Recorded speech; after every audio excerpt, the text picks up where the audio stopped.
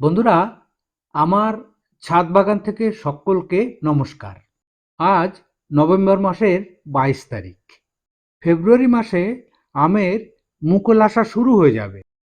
বন্ধুরা, আজ আমি আপনাদেরকে বলবো সুস্থ সবল মুকুল আনার জন্যে আপনার কি কি করণীয়। মুকুল আসার পরে ফ্রুট সেটিং কি করে করবেন, মুকুল আসার পরে ওয়েদার খারাপ হলে তার কিভাবে তার প্রতিকার করবেন। বন্ধুরা, মুকুল আনা থেকে ফ্রুট সেটিং সম্বন্ধে আজকে আমি ডিটেলস আলোচনা করব। বন্ধুরা, সুস্থ সবল অনেক মুকুল আনার জন্যে জানুয়ারি মাসে অতি প্রয়োজনীয় এই কাজটি আপনাকে অবশ্যই করতে হবে। বন্ধুরা, আপনাকে নিতে হবে কপার অক্সিক্লোরাইড 1 গ্রাম, এনপিকে 0050 1.5 গ্রাম মানে 1.5 গ্রাম, আর জিঙ্ক সালফেট নিতে হবে 3 গ্রাম, আর বোরন নিতে হবে 2 গ্রাম। এই চারটে আইটেমকে 1 লিটার জলে গুলে জানুয়ারি মাসের প্রথম দিকে খুব ভালো করে গাছকে স্প্রে করে দিতে হবে। এই স্প্রের 15 দিন পর আবার আর একবার স্প্রে করতে হবে। এই দুই স্প্রেই আপনাকে গাছকে সুস্থ সবল অনেক মুকুল এনে দেবে।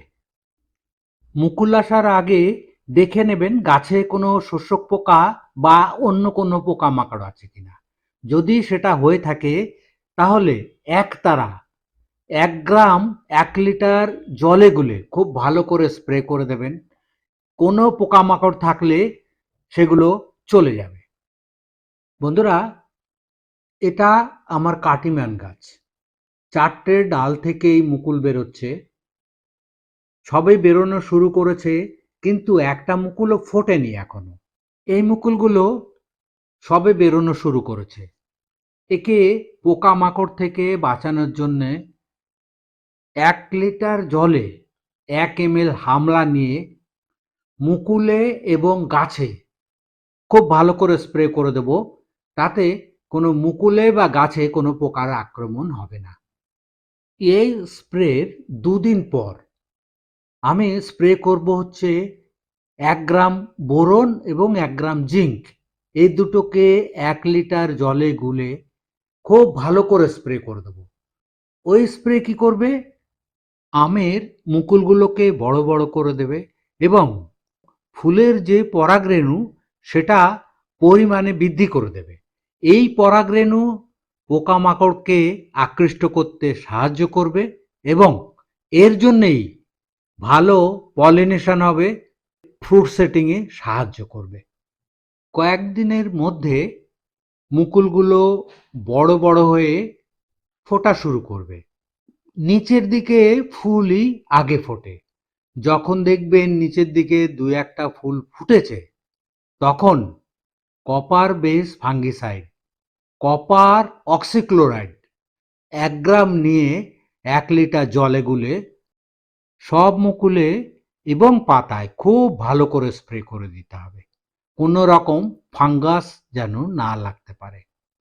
ফুল ফোটা শুরু হয়ে গেলে কোনো রকম কীটনাশক আর স্প্রে করা যাবে না, কারণ কীটনাশক স্প্রে করলে যে পোকাগুলো পলিনেশন করবে তারা আসবে না, পলিনেশনের ক্ষতি হবে। বন্ধুরা, যে কাজগুলো আমি বললাম এই কাজগুলো করলে আপনার ফ্রুট সেটিং কেমন হবে একবার একটু দেখে নিন। বন্ধুরা, যত ছোট আমের গুটি এখন গাছে রয়েছে, এত আম গাছে রাখা যায় না।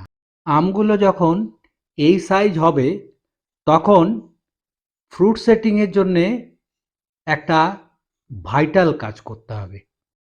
এটার সাইজ হচ্ছে ছোলার দানার মতো, মোটরের দানার থেকে একটুখানি ছোট। 20 গ্রাম ইউরিয়া 1 লিটার জলে খুব ভালো করে গুলে নিয়ে আমটাকে চারিদিক থেকে খুব ভালো করে স্প্রে করে দিতে হবে। এই স্প্রে আমটাকে খুব তাড়াতাড়ি অনেকটা বড় করে দেবে এবং সঙ্গে সঙ্গে এর বোটাও শক্ত করে দেবে। এই বোটাটা শক্ত হওয়ার জন্যে এই আমটা আর ঝরে পড়বে না। বন্ধুরা, এই কাটিমানের আমগুলোকে একবার দেখুন। প্রতিটি আমের ডাল নিচে হেলে পড়েছে। এই ডালে যদি আর একটা আম থাকতো তাহলে কিন্তু এই ডালকে রাখা যেত না, এ ভেঙে পড়তো বন্ধুরা। বন্ধুরা, আমের মুকুল নষ্ট হওয়ার আরো কিছু কারণ আছে, সেটা নিয়ে এখন আলোচনা করব। আমরা পোকামাকড় নিয়ে অলরেডি আলোচনা করেছি, তার প্রতিকারও বলেছি। আমের মুকুল নষ্ট হওয়ার একটা বড় কারণ হচ্ছে কুয়াশা। কুয়াশায় মুকুলগুলো কালো হয়ে ঝরে পড়ে, ওর থেকে একটাও আম পাওয়া যায় না। এর প্রতিকার কি? প্রতিকার হচ্ছে, যেদিন কুয়াশা হবে, কুয়াশার শেষে যখন রোদ্দুর উঠবে, আপনি কপার অক্সিক্লোরাইড 1 গ্রাম 1 লিটার জলে গুলে প্রতিটি মুকুলকে স্প্রে করে দেবেন। তাহলে কি হবে, এই আমের মুকুল আর কালো হবে না। পরপর কুয়াশা হলে কি করবেন? প্রথম দিন স্প্রে করার পর সেকেন্ড দিন যদি আপনার কুয়াশা হয়, তাহলে রোদ্দুর ওঠার পরে মুকুলটাকে খুব ভালো করে জল দিয়ে স্প্রে করে ধুয়ে দেবেন। সেটাতেও আপনার মুকুলটা বেঁচে যাবে, কালো হবে না। মুকুল ফুটে গেলে যদি বৃষ্টি নামে, তখন কি করবেন? তখন করতে হবে, বৃষ্টির পরে যখন রোদ্দুর উঠবে, তখন copper base fungicide, copper oxychloride 1 গ্রাম 1 লিটার জলে গুলে খুব ভালো করে স্প্রে করে দিতে হবে। এতেও আপনার মুকুলটা বেঁচে যাবে। যে কাজগুলো বললাম, এই কাজগুলো করতে পারলে আপনি ছাদ বাগানে এবং বাগানে দুটো জায়গাতেই আপনি ভালো আমের ফলন পাবেন। বন্ধুরা, আজ এ পর্যন্ত। ভিডিওটি ভালো লাগলে লাইক, শেয়ার, কমেন্ট এবং অবশ্যই সাবস্ক্রাইব করবেন। সম্পূর্ণ ভিডিওটি দেখার জন্যে সকলকে অনেক অনেক ধন্যবাদ।